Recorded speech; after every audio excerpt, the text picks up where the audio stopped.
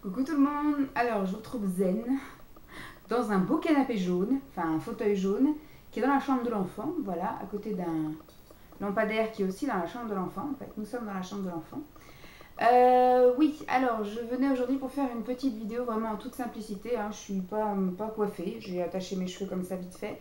Je suis maquillée juste pour tester un fard que j'ai mis aussi sur les lèvres, donc j'ai pas fait mes sourcils, donc on dirait un petit peu une leucémique.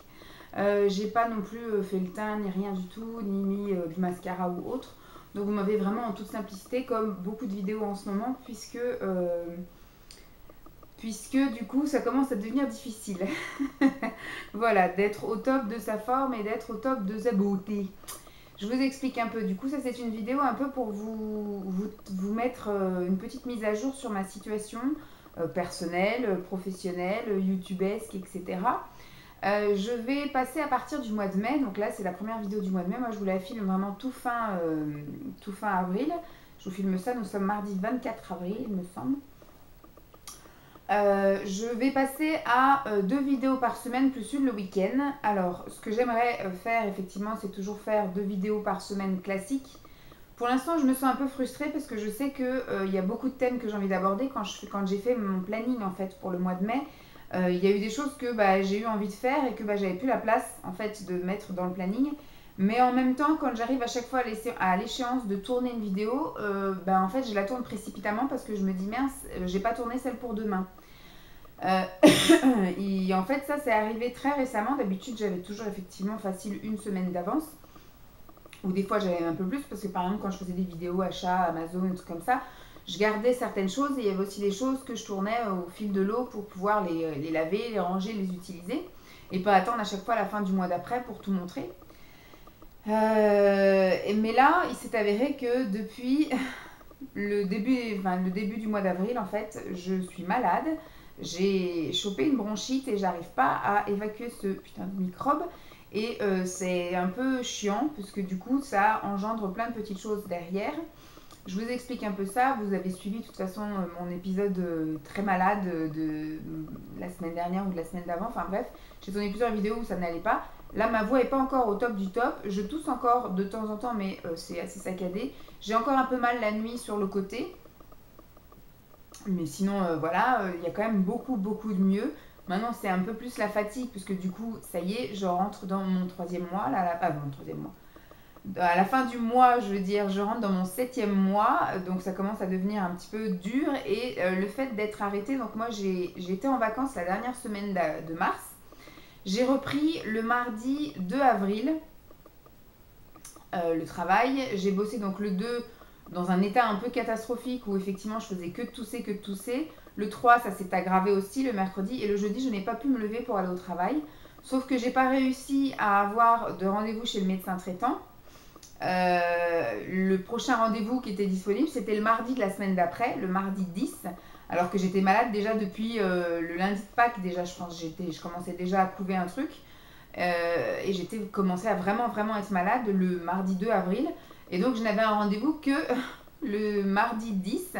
Donc, j'ai dit, je vais tenir jusque-là, je vais tenir jusque-là. Sauf que du coup, c'était devenu une toux vraiment horrible et j'ai beaucoup toussé. Et je toussais surtout très fort la nuit. Et comme j'arrivais pas à évacuer, en fait, j'avais l'impression que j'allais mourir noyée parce que j'avais plein de liquide et de glaire dans mes poumons. En fait, j'étais obligée de me redresser, de dormir à moitié assise, puisque du coup, dès que je m'allongeais, tout l'éclair remontait et m'empêchait de respirer. Et donc, du coup, je me réveillais tout le temps parce que moi, je dors d'habitude, pas enceinte, je dors sur le ventre. Donc là, maintenant, enceinte, je ne peux plus dormir sur le ventre, donc je dors sur le côté. Mais voilà, effectivement, quand on dort sur le côté à moitié assise, ça le fait pas non plus. Donc du coup, je dors là assise, donc je somnole un peu, mais dès que je veux bouger, je suis pas bien, donc je me réveille. Et puis du coup, c'est pareil, je tousse et je tousse et je tousse. Et en fait, dans la nuit de dimanche à lundi, donc du 8 au 9 avril, j'ai toussé très fort et j'ai entendu un bruit en fait sur le côté. Et j'ai senti un peu, alors j'ai pas senti quelque chose casser, j'ai senti quelque chose bouger en fait, comme quand, je sais pas, comme quand vous vous déplacez quelque chose ou vous froissez un muscle. Voilà. Donc du coup, je me suis levée, je crois que j'ai dû me lever à 3 ou 4 heures du matin. Et j'ai pris mon mal en patience et j'ai attendu que Simon se réveille. Et donc je lui ai demandé s'il avait des choses importantes pour la journée. Il m'a dit pourquoi. Je lui ai dit parce que j'aimerais que tu m'emmènes aux urgences, puisque du coup j'ai mal sur le côté quand je respire et quand je tousse. Et donc du coup on est allé aux urgences. On a passé 4 heures aux urgences maternité. Voilà, où j'ai eu la totale, puisque du coup le fait de beaucoup tousser comme ça, donc là je suis extrêmement fatiguée puisque je n'avais pas beaucoup dormi. Ça faisait déjà une semaine et demie que je faisais que de tousser, enfin une bonne semaine du moins. Donc j'arrivais pas à dormir non plus assise, etc. Donc du coup je dormais par phase comme ça, d'une heure de temps en temps. J'étais aussi très, voilà, j'étais abrutie par le fait de beaucoup tousser. Et comme je toussais aussi énormément, je faisais des contractions. Je contractais tout mon corps et au final ça finissait par me donner des contractions. Donc du coup, pendant le bas de combat, je suis arrivée, on m'a mis sous monitoring. Donc je suis restée 40 minutes sous monitoring. Ensuite, du coup, j'ai eu le droit, vu que j'ai dit que j'avais mal sur le côté, ils n'ont pas pris de risque, j'ai eu le droit à un électrocardiogramme. J'ai eu le droit après à un examen du col, voilà, j'ai eu une échographie du col. J'ai eu après une échographie du bébé pour voir si tout allait bien, s'il y avait assez de liquide, voilà, si tout allait bien. Donc voilà, quand ils se sont aperçus qu'au final, pour le bébé, tout allait bien et que c'était la maman qui n'allait pas, il m'a envoyée aux urgences classiques adultes. Donc je suis quand même restée 4 heures le matin aux urgences classiques. On est arrivé à 8 heures et à midi, ils nous ont dit c'est bon. Chez nous, le bébé va bien, donc on peut pas faire grand chose pour vos côtes en fait, ni pour votre bronchite. Du coup, vous allez aux urgences en bas. Donc du coup, je suis allée aux urgences avec Simon en bas. On est resté 2 heures dans la salle d'attente pour qu'au final, le médecin m'ausculte à peine 10 minutes, même pas, et me donne du coup des antibiotiques et une semaine de repos. Donc j'ai été arrêtée pendant une semaine et j'ai eu une semaine d'antibiotiques. Alors ça n'a pas effet tout de suite. J'ai commencé donc les antibiotiques dès qu'on est rentré. J'ai été les chercher, j'en ai pris tout de suite. Donc j'ai commencé dès le lundi soir, le lundi 9 avril. Et donc du coup, j'ai pris les antibiotiques tout de suite. J'avais paracétamol pour la douleur et j'avais les antibiotiques pour la bronchite. Et comment dire, je les ai pris tout de suite et je pense que j'ai vu une amélioration sur les... on va dire sur quoi sur les coups de jeudi après-midi, vendredi matin. Donc ça n'a pas été... voilà. Sauf que les antibiotiques duraient jusqu'à dimanche et je me suis dit, oulala, ça sent mauvais. Donc du coup, j'ai anticipé et dès le jeudi dans la journée, j'ai pris un rendez-vous pour le lundi matin chez le médecin, chez mon médecin généraliste. Même Simon préfère que je prenne, quitte à effectivement comme le rendez-vous que j'avais pris pour le mardi 10, je l'ai annulé du coup. J'ai dit que j'étais passée aux urgences, donc j'avais plus besoin d'aller voir mon médecin traitant. Et Simon m'a dit anticipe et prends effectivement un rendez-vous pour début de semaine prochaine si ça va pas mieux, si tu es trop fatigué, etc. Que tu retournes voir ton médecin. Donc on a passé tout le week-end, etc. Je toussais quand même beaucoup moins, c'est sûr. Les antibiotiques, je les ai donc arrêtés le dimanche matin. J'ai avalé mon dernier comprimé dimanche matin. Mes nuits n'étaient pas terribles parce que du coup, je continuais à tousser même un peu, mais dans ma manière de m'allonger, etc. Alors, au niveau de la côte, enfin de mon côté, je sais pas en fait ce qu'il y a. Ils n'ont pas voulu faire de radio. Ni de rien du tout, ni d'examen plus que parce que dès qu'on me levait le bras ou dès que je respirais fort et tout, j'avais mal, donc ils savaient bien qu'il y avait quelque chose. Par contre, voilà, ils m'ont dit, c'est soit quelque chose qui a été déplacé, soit quelque chose qui a été un peu fissuré, soit un muscle froissé, soit ils ont même commencé à parler de décollement de la lèvre ou je sais pas quoi. Enfin bref, donc voilà, ils ont dit repos, paracétamol, et puis on soigne la bronchite pour pas que ça effectivement persiste à appuyer sur cette côte. Mais donc du coup, très fatiguée, quasiment pas bougée, etc. de la semaine, essayer de faire que dormir sur le canapé avec le coussin comme ça sur le côté, enfin pas top génial. Et donc du coup, j'ai fini par effectivement aller chez mon médecin le lundi matin. Alors quand je lui ai expliqué un peu ça, elle m'a dit vous avez terminé les antibiotiques quand? Je lui ai dit j'ai terminé les antibiotiques hier matin, enfin dimanche matin. Et donc elle m'a dit pour l'instant je vais rien vous donner d'autre, on va voir si avec du repos ça va mieux. De toute façon la côte on pourra rien y faire si ce n'est paracétamol, voilà, on pourra rien y faire d'autre. Donc j'ai eu une semaine complémentaire, donc elle m'a demandé quand est-ce que je voyais ma sage-femme, donc je lui ai dit que je la voyais le vendredi, donc le vendredi 20 avril. Donc elle m'a dit je vais vous arrêter jusqu'à vendredi et puis vous ferez le point avec votre sage-femme. D'accord.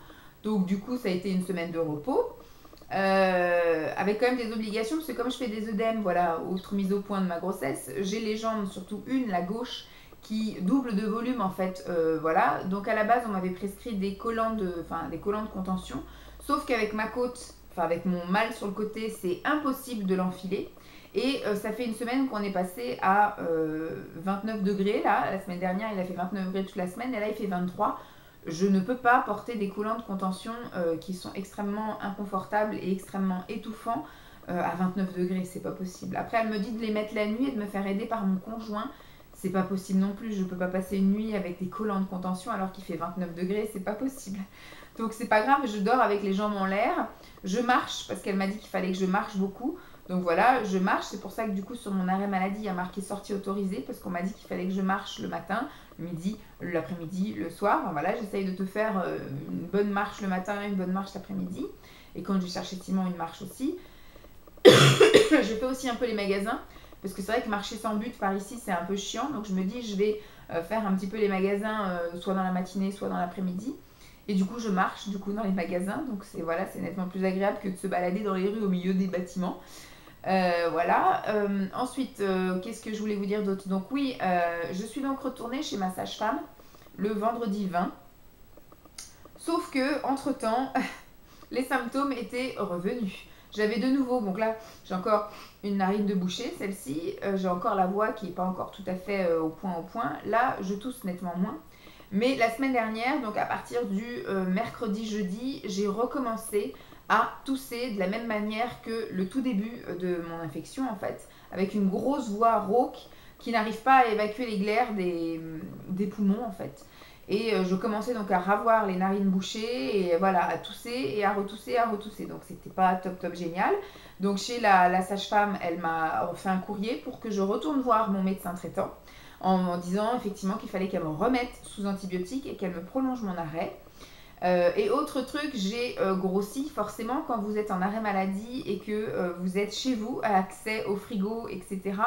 Et bien du coup, moi je m'écoutais, c'est-à-dire toutes les 2 heures, j'ai faim. Enfin, j'ai faim ou j'ai envie de manger et donc toutes les 2 heures, je mangeais une cochonnerie. Après, il y a cochonnerie et cochonnerie, puisque du coup, moi je mange effectivement une banane ou des choses comme ça. Le matin, je petit déjeunais de la brioche avec de la confiture, des choses comme ça. Et donc tout ça, maintenant, ça m'est interdit. Puisque du coup, j'ai pris trop de poids par rapport à la courbe normale, etc. Enfin bref. Et donc, ils ont peur d'un diabète gestationnaire. Je ne peux pas faire le test du liquide machin parce que je suis slivée et en fait je fais des dumpings là, enfin je sais pas comment ça s'appelle, mais dès que je mange habituellement dans la vie de tous les jours, dès que je mange quelque chose qui est beaucoup trop sucré ou trop gras ou voilà ou trop en fait, et bien dans la minute qui suit, j'ai un voile blanc sur les yeux, j'ai les oreilles qui bourdonnent, j'ai mon cœur qui commence à aller à 100 à l'heure, je me sens pas bien, j'ai des bouffées de chaleur et dans les 5 minutes qui suivent, je renvoie tout ce que je viens de manger et qui n'est pas passé en fait puisque trop gras. Donc du coup, pour ne pas faire perdre le temps ni les sous des produits, je ne vais pas aller avaler le truc de glucose pour le vomir 2 minutes après. Donc en fait, pour ça, on m'a fait la glycémie à jeun. Ma glycémie à jeun va très bien. Voilà, je suis dans les normes, etc. Sauf que voilà, du coup, comme j'ai pris du poids, ils avaient peur de ça. Moi, je leur ai dit, c'est absolument pas le diabète gestationnaire, c'est juste moi qui m'écoute et que dès que j'ai faim, je mange un truc, mais plutôt que de manger. Alors, c'est pareil, elle me dit de manger des laitages. Moi, c'est pas une notion de plaisir de manger effectivement un fromage blanc 0% dès que j'ai faim, quoi. Donc, c'est vrai que j'ai plutôt craqué sur des gâteaux ou des barres chocolatées plutôt que voilà. Et même si j'avais dit je vais manger les pommes, mais ben, un pomme une pomme. Pour une femme enceinte, visiblement, c'est un gros pic de sucre. Et il fallait pas non plus que je mange de fruits. Donc voilà, fruits, confiture, enfin tout m'est interdit quasiment. Et elle m'a filé, dans le courrier du médecin, elle a prescrit, effectivement, elle a demandé que le médecin prescrive un appareil où on se pique en fait et qu'on contrôle sa glycémie. Donc du coup, par chance, quand je suis rentrée de chez la sage-femme, j'ai voulu téléphoner à mon médecin traitant, mais avant ça, j'étais regardée sur le site parce qu'on peut faire des réservations en ligne. Et donc j'ai tout de suite été regarder, je suis rentrée chez moi, il était 11h30 et il y avait un rendez-vous disponible à 12h20. Donc j'ai tout de suite cliqué dessus pour le prendre. Je me suis pointée donc à 12h20 mais j'ai pas été prise avant 1h moins le quart. Donc du coup elle m'a bien auscultée, etc. Machin, on a fait le point sur plein de trucs. Du coup elle m'a prolongée un petit peu plus d'une semaine, je suis donc prolongée jusqu'au 2 mai inclus. Elle m'a dit qu'il y avait de fortes chances que, comme maintenant il y a il y a la fatigue, et il y a aussi là, le fait que j'ai eu 3 semaines de bronchite intensive, etc. Et que là maintenant il y a l'histoire du diabète, etc. Bah, que je sois arrêtée jusqu'à ce que mon congé mater pato commence. Et donc normalement mon congé pato commence le 1er juin et mon congé maternité le 15 juin. Et comme je suis arrêtée jusqu'au 2 mai, je ne sais pas du coup si on va me prolonger encore un peu plus. Je vais faire le point au fur et à mesure parce que ça me fait rire, à chaque fois ils me prolongent une semaine. Par chance, comme tout est pris à 100% grossesse, je vais chez les médecins ou n'importe où, je ressors sans payer. Donc voilà, parce que ça me ferait chier de retourner chez le médecin toutes les semaines et de payer 25 € à chaque fois. Et donc du coup, je prends ma fameuse glycémie là tous les matins, tous les matins, tous les midis, tous les soirs. En fait, il faut la prendre à jeun avant de manger et après il faut la prendre 2 heures avant de manger, après manger. Et j'ai des choses à pas dépasser. Normalement, une glycémie à jeun normale doit être inférieure à 95. Moi, la majorité du temps, c'est 70-75. Voilà, donc ça ne doit pas être plus que 95, oui, c'est ça. Et donc moi, la plus haute que j'ai faite, c'est 75 ou 76 ce matin. Et puis après, 2 heures après le repas, il faut que ce soit inférieur à 120. Et moi, en général, le maximum que j'ai eu, c'est 80 hier soir, 2 heures après manger. Donc je ne sais pas, je suis beaucoup de fois en hypoglycémie. Puisque du coup, là, je m'écoute, hein, je mange normalement, je ne fais pas de trucs où je mange à foison, etc. Je mange comme une personne normale. Je fais quand même ma collation de l'après-midi, même si on ne me demande pas de prendre ma glycémie avant le goûter, après le goûter. Mais même en ayant fait une glycémie, même en ayant fait une collation à 16h, 16h30, et bien à 19h30, je me retrouve avec une glycémie de 62, ce qui est de l'hypoglycémie, puisqu'il y a marqué faible. En dessous 70, c'est de l'hypoglycémie. Donc voilà, en gros, voilà pourquoi j'ai grossi, puisque toutes les 2 heures, j'ai faim, puisque toutes les 2 heures, effectivement, quand je me pique, je redescends très vite au niveau du taux de sucre dans le sang. Donc je ne sais pas ce que ça va donner. Il y a la sage-femme qui m'a pris un rendez-vous chez le diabétologue, je ne sais pas si ça se dit comme ça, le médecin du diabète, lundi. Donc lundi 30 avril, j'ai rendez-vous à la maternité pour faire le point sur mes trucs, parce que là, il faut que je prenne pendant une semaine, du coup, mes mesures. Même, elle m'a demandé en parallèle, de lui envoyer tous les 2-3 jours mes résultats. Donc demain, je vais lui envoyer les 2 premiers jours. Et puis je vais lui demander si c'est normal, voilà, ou s'il y a quelque chose qui ne va pas et que je peux déjà corriger maintenant. Et donc elle m'a aussi inscrit à un atelier. Donc elle m'a dit, si le médecin du diabète vous dit qu'il faut aller à l'atelier, vous y allez. Et puis vous serez suivi par le diabétologue et pas par les sages-femmes pour le reste de ma grossesse. Il m'a dit sinon, vous aurez été juste le voir lui. Et puis il faudra vous désinscrire à l'atelier diabète. Et puis vous continuez à être suivi par des sages-femmes, d'accord? Donc moi je pense sincèrement que j'ai pas le diabète gestationnaire. En tout cas, je suis plus près des hypoglycémies que de l'hyperglycémie. Puisque normalement il faut être donc en dessous 95, je suis largement.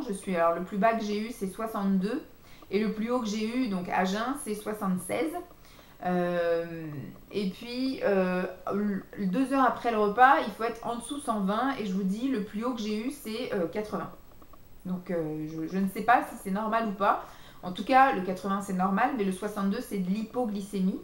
Donc c'est effectivement à jeun et c'est 2 heures, 3 heures même après une collation. Donc je ne sais pas, je verrai bien ce que me dira le médecin. Hein, mais en fait, je pense que j'ai grossi pour ça. C'est-à-dire que comme je suis une slivée, je ne mange pas en quantité énorme. Je ne peux pas manger trop riche, trop gras, trop sucré d'un coup. Ce qui fait que je fais plein d'épisodes de nourriture dès que j'ai faim. Donc c'est-à-dire toutes les 2 heures, j'ai faim. Et c'est vrai que j'avais tendance à manger les petits gâteaux que je vous montrais, ou alors voilà, du pain Kirigraine, etc. Et ce sont des pics visiblement de sucre, surtout quand on est enceinte, et qu'on a tendance à beaucoup stocker. Donc moi je stocke pas dans le sang, mais je stocke directement dans les cellules graisseuses, et donc ce qui fait que j'ai pris du poids, effectivement. Donc comme j'ai dit, déjà depuis début avril, je devais faire attention, je devais retourner à la piscine.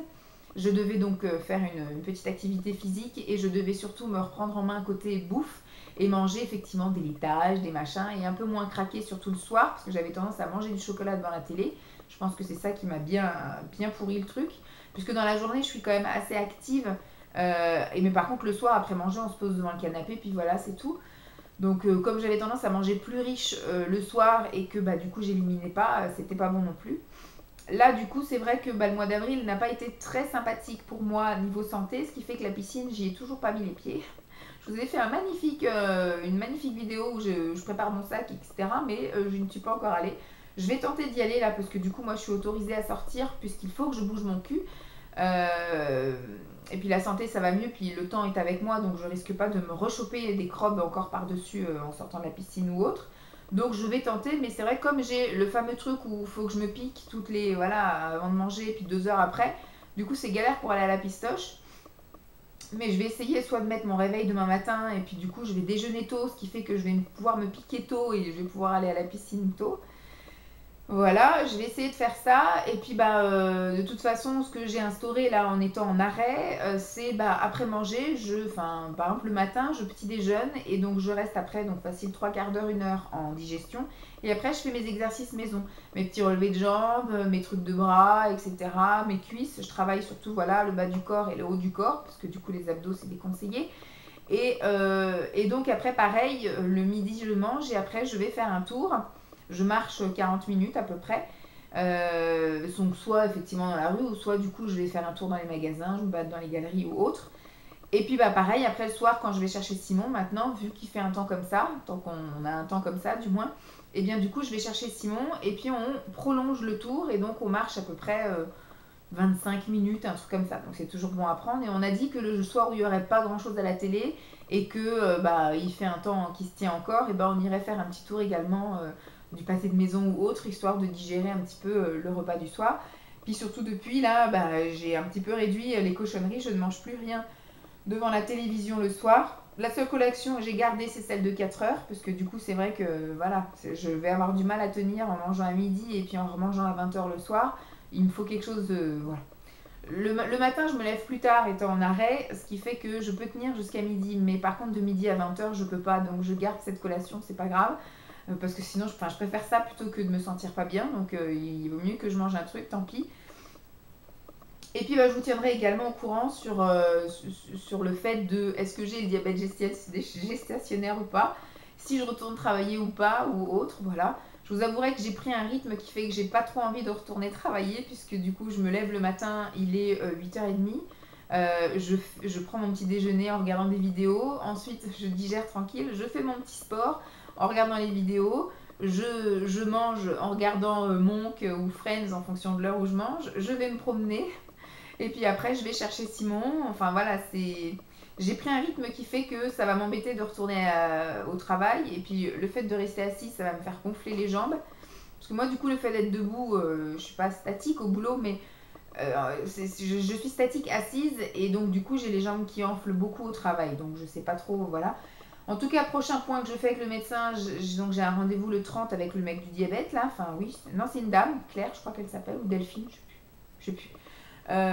Donc je vais voir avec la personne là, mais on m'a dit de faire le point avec cette personne là et puis j'ai repris un rendez-vous en tout cas le 2 puisque du coup je suis en arrêt jusqu'au 2 inclus, donc j'ai repris rendez-vous chez mon médecin traitant le 2 pour faire le point avec elle, pour voir un peu ce qu'elle estime, si voilà elle préfère que je reste tranquille dans mon petit rythme tranquille comme ça, ou si je retente le travail pour 3 semaines, puisque du coup je retournerai travailler à peine 3 semaines et après je serai de nouveau en arrêt, donc voilà, en sachant qu'il y a tous les ponts, les machins comme ça. Enfin bref, j'espère qu'elle va être sympa puis qu'elle va me prolonger. C'est moche, mais bon, c'est moche parce que je vais arriver à vite 3 mois, parce que vu que j'étais en arrêt une bonne partie du mois de février, là une bonne partie du mois d'avril et puis bah, tout le mois de mai.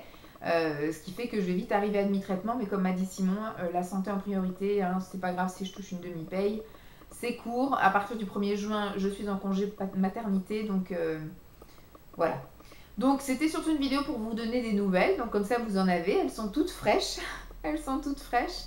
Et, euh, et puis bah aussi bah, pour vous dire que le rythme allait changer, que j'allais mettre maintenant des vidéos le mardi et le jeudi, et que j'allais en mettre une, je sais pas si je la mettrai le samedi en fin de journée ou le dimanche matin, peut-être le dimanche matin pour garder, en espérant vous mettre effectivement des vidéos.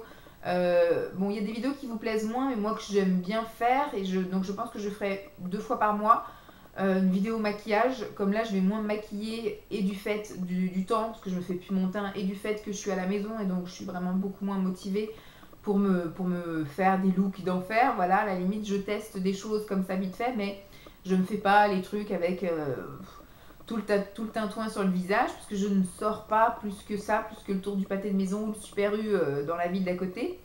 Donc voilà. Et puis bah, peut-être que je vous ferai des vlogs si des choses se passent, puisqu'il y a quelques week-ends où il va se passer des choses, comme le salon de thé avec Pascal. On a eu vraiment beaucoup de mal là au mois d'avril, puisqu'elle était beaucoup prise et moi j'étais malade. Et donc du coup, voilà, il va y avoir sans doute salon de thé. Je suis de mariage un week-end, c'est en espérant que je puisse y aller, puisque du coup je maquille Sarah, donc du coup je vais la maquiller vendredi là en essai, et après je la maquille elle, sa soeur et sa mère le jour de son mariage. Au pire, si vraiment je suis pas en forme, j'y vais juste les maquiller en début d'après-midi et j'assisterai pas au mariage. Tant pis. Qu'est-ce qu'on a d'autre? Il y a l'anniversaire de mon frère aussi au mois de mai. Et puis bah, après, on va surtout commencer à s'atteler à finir la chambre. En fait, tout est acheté, il y aurait juste à mettre en place. Mon père nous finalise la table à langer et son dressing. Et puis après, je vais commencer à laver ses affaires, à les ranger. Et puis ça va aller vite, hein, ça va aller très vite. Au mois de juin, il y aura juste les achats des soins, voilà, des soins, puisque du coup je ne vais pas les acheter trop tôt, mais il faudrait que vraiment fin juin, je sois parée à son arrivée. Voilà, que tout soit bon, que la chambre soit toute mise en place, que toutes ces affaires soient lavées, rangées. Donc j'ai plusieurs vidéos, comme je vous ai dit, en préparation, les couches lavables, les couches et lingettes lavables. Tout ce qu'il faut pour dormir, le gros matériel qu'on a acheté pour lui, voilà en gros. J'ai acheté de nouveau des vêtements, j'ai craqué chez Carrefour, il y avait plein de promos. Alors moi je voulais juste aller acheter 2-3 trucs en un mois, parce que je me suis dit si on fait une crevette, j'ai acheté que des trucs en 3 mois. Du coup j'y suis allée et franchement il y avait plein de choses à moins 30 et moins 40%, ce qui fait que j'ai fait une razzia, j'en ai eu pour... Alors à la base j'en ai eu pour 115 € et c'est passé à 90 €. Mais j'ai quand même voilà, bien craqué, 90 € de fringues pour l'enfant en un mois. Voilà, donc j'ai acheté des bodys, j'ai acheté des pyjamas, des petites tenues, trois petites tenues je crois pour cet été. Enfin bref, on verra bien. Au pire du pire, si vraiment on a une crevette à la sortie de la maternité, bah, une semaine après, bon, il tiendra une semaine avec ce qu'il a là, puis après on verra s'il faut faire un roulement ou s'il faut qu'on aille recraquer notre slip ailleurs en achetant beaucoup de choses en un mois. Mais bon, en général, on n'a absolument pas acheté de naissance. Je pense pas que j'en achèterai. Parce que de toute façon, voilà, naissance, je pense pas. Je pense que ce sera quand même un grand bébé. Mais du 1 mois, je pense qu'il emportera quand même un petit peu. Voilà, donc j'espère que cette vidéo vous plaira. Alors le cadre, je sais que pour l'instant il est naze parce qu'en plus il y a limite du contre-jour parce que la fenêtre est là. Peut-être qu'un de ces quatre, je mettrai une... parce qu'il y a une prise qui est là, je mettrai un parapluie histoire d'avoir un meilleur éclairage. On verra ça, sinon je vous tourne par terre là, les autres fois c'était assez sympathique avec une couverture, donc il faut que je trouve une couverture d'une autre couleur pour la fois prochaine, parce que vous avez eu un bleu marine très foncé, vous avez eu un beige, et je sais qu'on a encore un bleu clair. Ah, dans la chambre de Dolly il y a plein de plaids, enfin dans la chambre de Dolly, dans notre chambre, dans le lit de Dolly, il y a un plaid violet, un plaid rose, voilà, je pense que je vais un petit peu alterner les plaids sur le lit de l'enfant, parce qu'il est rempli de bordel, il y a une peluche, il y a un tapis d'éveil, un coussin d'allaitement, un transat, un oreiller pour incliner le matelas. Donc c'est pas très joli d'avoir ça derrière, donc c'est pour ça que je voulais recouvrir ça avec un fond de couleur. Bon. J'espère que cette vidéo vous aura plu, je vous fais de gros bisous et je vous tiens au jus de la suite. Hein. Et puis bah, je vous dis à très vite. Bye!